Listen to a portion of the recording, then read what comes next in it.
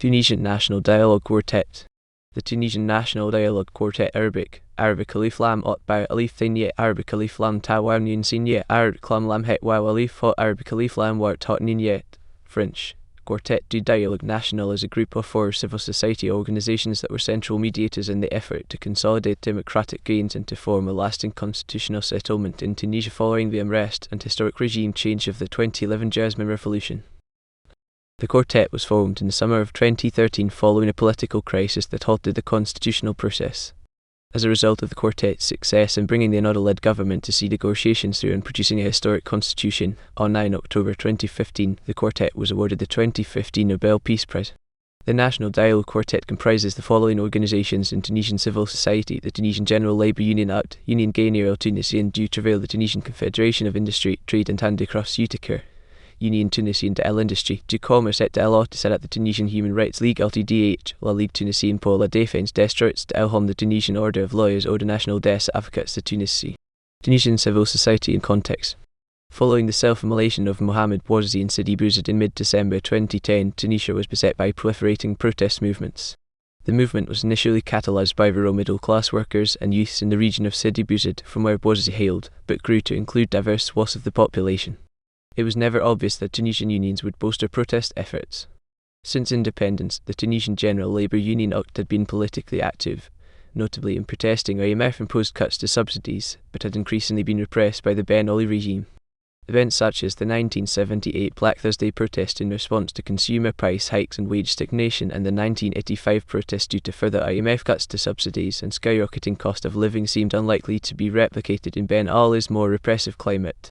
At the height of this repressive period, the Tunisian Human Rights League had been the lone advocacy NGO formally acknowledged. According to the 2011 Arab Barometer survey, only 3% of the sample claimed union participation, in contrast to Egypt, which had 10% of the protesting population holding union affiliation. Despite this, ACT's reach had been such during the Ben Ali regime that membership exceeded 800,000, with 150 field offices across the state. Identification with the union was often seen as synonymous with party opposition. Protest participation steadily increased leading up to December 2010. In 2006 and 2007 alone, 100,000 Tunisians went on strike when Prime Minister Nazif reduced all state worker pay, whereas from 1996 to 2004, no more than 50,000 protested each year. ACT, responding to perceived failure to mobilise workers during the 2008 Gafsa riots, was able to successfully navigate the Tunisian revolution to its advantage. ACT responded to Bouazizi's self-immolation by calling a strike in Sidi Bouzid and formulating plans for strikes in outlying districts. Mouldi Gendebay, Deputy Secretary General of the ACT, quickly mobilised further strike efforts and eventually called the general strike on 14 January. Converse to the missed opportunity of 2008, ACT had leveraged its institutional position and historical proximity to the Ben Ali regime to its advantage. The ACT had assumed a vanguard position for the protest movement and would be a key player in any negotiations to follow. Background to formation. Despite Ben Ali's departure, the ruling troika led by Islamist party Ennahda proved unable to strike a lasting constitutional settlement in the Constituent Assembly of Tunisia. Only having won 89 of 217 parliamentary seats, Ennahda was forced into a tripartite coalition, joining secular parties CPR and Eticatal. However, the alliance was tenuous, and Ennahda was accused of attempting to impose an Islamist juridical order in the state. On 20 March 2012, protests were held in response to Ennahda's proposed constitutional provisions that would have codified Islam as the official religion of the state. Ennahda had also made clear that women were to be placed in a complementary legal position and not deserving of formal equality. Secularists feared that this legal language would have enabled a path to the future incorporation of Sharia law. Initial activities. As early as 18 June 2012, ACT had been calling for Ennahda, Nidertowns and other relevant parties to come to the table for conventions centred around the constitution and electoral regulations. At this stage in the transition, ACT was still largely viewed as being beholden to partisan interests, particularly opposition parties decrying Ennahda-led Islamist reform. To this end, ACT Deputy Secretary Samer Shefi had gone on national television on 30 May to assert that the organisation would remain in its impartial role in seeking a settlement among all parties. Following this, on 18 June 2012, ACT announced a political initiative seeking national reconciliation. The initiative politically was troubled from its inception, as Ennahda sought to exclude centrist party Nidertowns from any negotiation process. In addition, the looming spectre of a general strike called by ACT should Ennahda refused to comply did not bode well for a fruitful discussion. Ennahda had historically been excluded from such unionist campaigns, with Islamist representation in the act having been sparse and Islamist advocates having been silent during Tunisia's period of structural adjustment in the 1980s. The general strike leveraged by UGT would have mobilized at least 500,000 unionists and thereby brought the Tunisian economy grinding to a halt. It then became apparent that Ennahda and CPR would require other civil society actors to be brought in should the political initiative launched by UGT amount to a more robust national reconciliation. Following a series of internal meetings, UGT emerged decisively to provide overtures to three distinct national civil society organisations: the Tunisian Confederation of Industry, Trade and Handicrafts, or UTICA, the Tunisian Human Rights League, and the Tunisian Ordre of Lawyers. In October 2012, the organisations convened, with all parties but Ennahda and CPR represented. The involvement of the Tunisian Union for Industry, or UTICA, was particularly key to the construction of the quartet, as they had signed a social contract with UGT on 14 January 2013.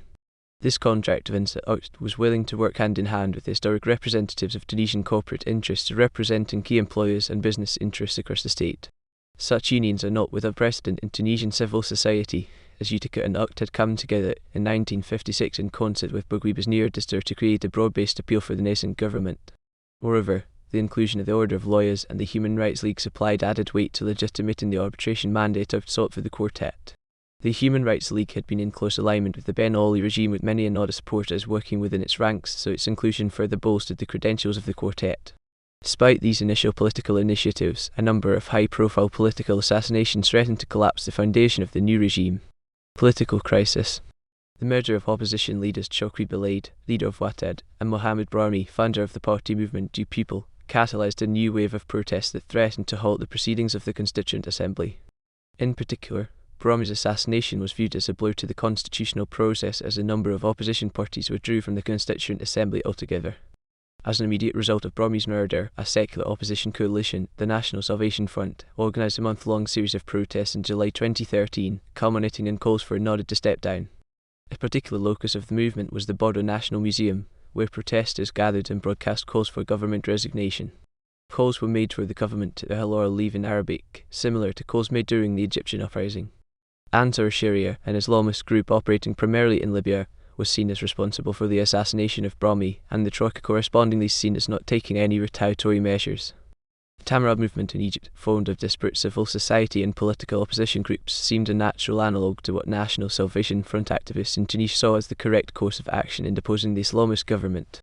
The proximity to the Ben Ali regime and the largest corporate firms' role in organising a number of general strikes and institutional makeup enabled the UGT to initiate proceedings.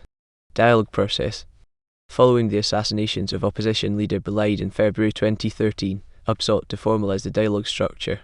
However, as accusations of Ennahda's potential involvement in Belaid's assassination continued, UGT refused to participate in the second forum convened by interim President Monsef Mouzaki.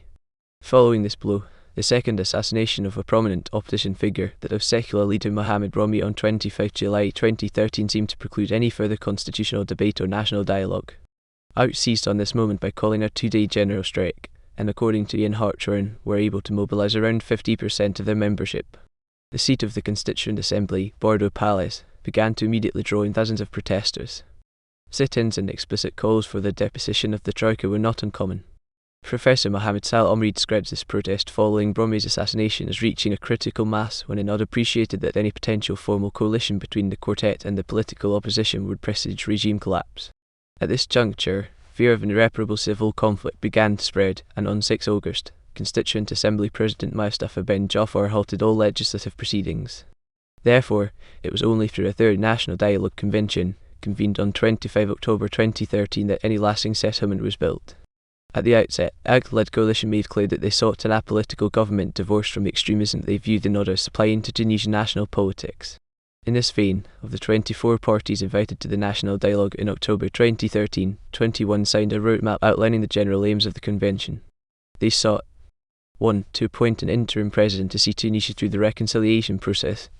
2. To establish regulations and a timeline for presidential and legislative elections. 3. To introduce an impartial electoral commission. 4. To finish, approve, and deliver the constitution to the Tunisian Constituent Assembly for ratification. As argued by highly Yaoussian trade unions and Arab revolutions, the Tunisian case of UGT, 2 guiding principles emerged to stay the course of the national dialogue, that of technocratic apolitical governance to see Tunisia through the transition, and an immediate halt to all state violence and terror threats. Following the assassinations, parties were inclined to avert totalizing political crisis by agreeing to interim governance. In particular, Hassan Abbasi, Secretary General of UGT, was able to move the process forward at critical junctures and willing to use the elevated bargaining power of the now strong coalition to push political parties along the path to constitutional ratification. As reported in Helen Ersley's work, which collected various interviews from those involved in the dialogue, Abbasi was willing to require representatives from political parties to stay in the room after the meeting if no decision had been made. UTICA and UGT's insistence on a unity front further ensured the success of the quartet. Reflected in statements by UGT officials and UTICA President Ouaid Boutchamaoui, opening up Tunisia to foreign investment was a key development the quartet hoped to achieve. While hardline UGT officials did not share this view, the contingent represented in the quartet's ability to form a historic pact with UTICA cemented the quartet's capacity to dominate mediation.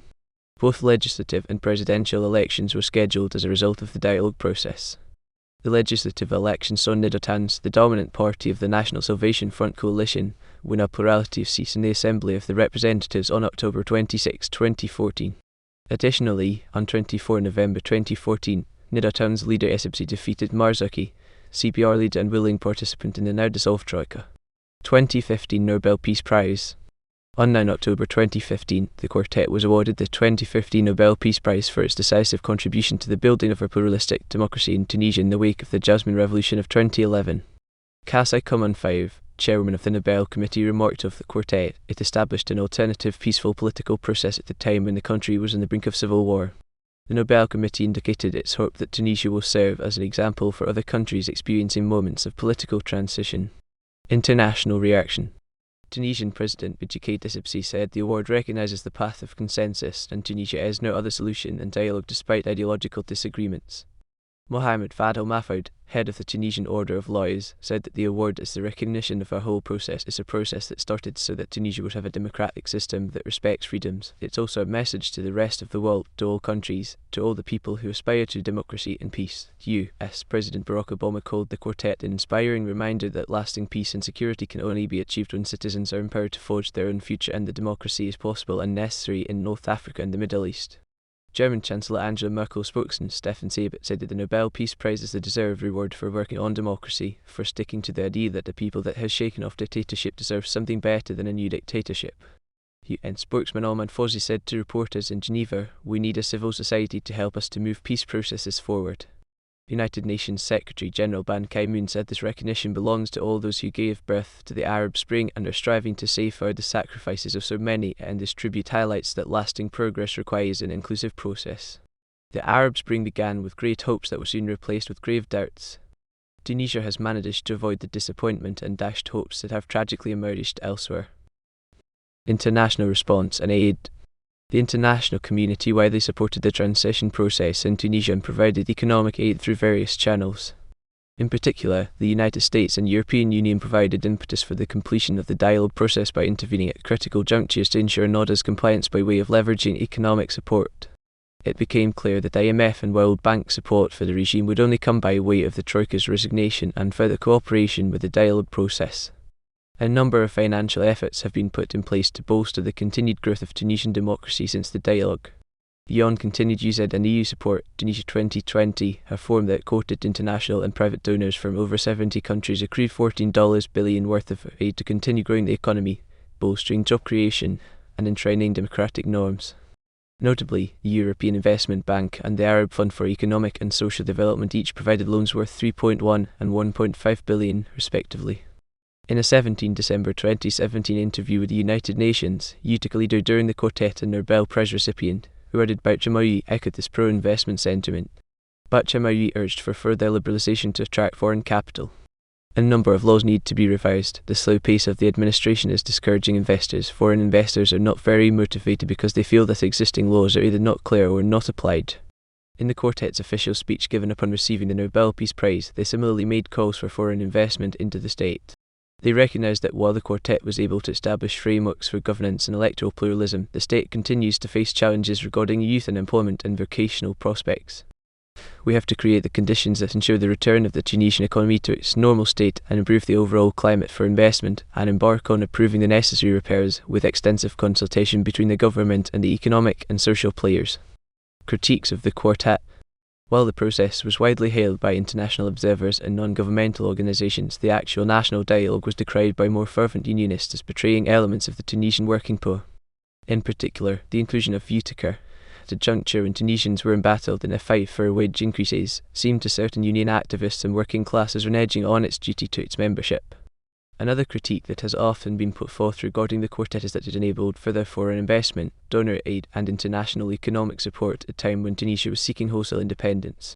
When the ANC had been suspended in September 2013 and protests were widespread, often centred around Border Palace, the IMF decided to withhold the loan package of $1.07 billion. It was only following the accession of Jomo leading the interim government that $500 million of the loan package was provided. IMF involvement has been viewed by Tunisians as enabling foreign technocratic control at a moment when Tunisian agency had just been achieved. Moreover, various Tunisians viewed the national dialogue's insistence on imposing technocrats beholden to various party officials as betraying the desires of the Tunisian populace for agency in determining state governance. The IMF and World Bank have continued to herald Tunisia as a model of regime transition, and in 2016 issued an addition to $9 billion under the Extended Fund facility to continue bolstering the regime's efforts to cut back public debt. Certain historians have offered critiques that despite the quartet's ability to bring political actors to the table, the UGT and UTICA have been unable to push for economic restructuring. Even though these unions enjoyed a privileged position during the transition, critics such as Joe Benin view the economic structure of the state hasn't changed. The Foreign Investment Promotion Agency of Tunisia has largely been immune from opposition organising. While critics acknowledge in new public discourse, the September 2014 Invest in Tunisia conference evinced an economic climate amenable to IMF and World Bank aid packages. The quartet has also been criticised for the elite technocratic transition bodies it constructed. Certain observers have drawn comparisons between the transition bodies erected in 2011 to oversee the national elections and the bodies created for the drafting of the 2014 constitution. Like the High Authority for Realization of the Objectives of the Revolution, Political Reform and Democratic Transition formed in 2011 to consolidate democratic gains, the quartet has been viewed as taking control against the will of the people through an elite-driven process. Institutional legacy. The UGT had secured a number of key labour victories in the language of the new constitution. This was in stark contrast to the high degree of control the Ben Ali regime had exercised over civil society and the highly limited mobilisation of union workers under the auspices of UGT. In the 2014 constitution, UGT, working within the quartet, was able to secure the right to strike and the right to form new unions without constraints. Before the newly ratified constitution, the 1994 labour statute governing the capacity of the UGT had precluded any strike activity that threatened vital industry. In this way, the success of the national dialogue enabled the most labour-friendly constitution in Tunisia's history and displayed the UGT's institutional capacity to arbitrate a national political dispute on the highest stage. A major component of the 2014 constitution were provisions that ensured for transparency in future Tunisian governance, primarily achieved by way of Article 125, which established an anti-corruption government organ. In line with this normative shift, in June 2015 Prime Minister Habib Essed established a National Council of Social Dialogue composed of representatives from government, UGT and UTICA. All three partners praised this tripartite arrangement as the guarantee of a permanent, regular and comprehensive tripartite dialogue. Pacted transition. Political scientists have noted the high degree of involvement between civil society elites, the Troika and the opposition during the transition and post-uprising period. Certain observers have viewed the dialogue an example of pacted transition. Pacted transitions occur when a state is undergoing a period of democratic consolidation and divergent elites can agree upon a shared trajectory governed by common rules. These rules often include a pledge to avoid violence, to work within existing institutions, and to demobilise popular unrest. South Africa's early 1990s transition often serves as the paradigmatic example. While such transitions are contingent on regime type, role of the military, and pre-existing institutions, Tunisia's elite-centred dialogue has been thought to meet the definition. Garia, Stradiotto and Soujian defined constituent pacts as a negotiating unit, incumbent and opposition groups, attempting to bargain the transition away from authoritarian rule to democracy. The national dialogue process fits this description as both opposition parties, the ruling troika, and civil society mediators intervene to construct a common path. Certain scholars, however, have noted stark differences with traditional conceptions of pacted transitions in the Tunisian case. Holmes and Kelvin. Kola argue that unlike Terry Cottle's traditional formulation, continued protests and the high polarisation that met Ennahda's governance is evidence that the ruling troika did not demobilise public unrest. This is apparent in the UGT's continued threat to mobilise strikes throughout the dialogue process, such as the Dentosa in December 2013. In addition, Holmes and Cole note that the assassinations of Boulade and Brahmi, along with the massive surge in Constituent Assembly resignations from the opposition, are evidence that elite often failed to find common ground on transition procedure. Polarization in Tunisia between Islamists and secularists saw a surge between 2011 and 2013, in which over 60% of secularists claimed to have no trust for Tunisian Islamists. Polarization became such that the National Salvation Front included in its coalition in July 2013 a Tunisian Tamarod movement, of which its analogue in Egypt was calling for President Mohamed Morsi's deposition. These events have been cited by political scientists in critiquing the labelling of the Tunisian transition as pacted. The polarization, continuation of protests during the quartet's process, and continued threat of elite defection all pose definitional concerns in terming it a pacted transition per call's formulation.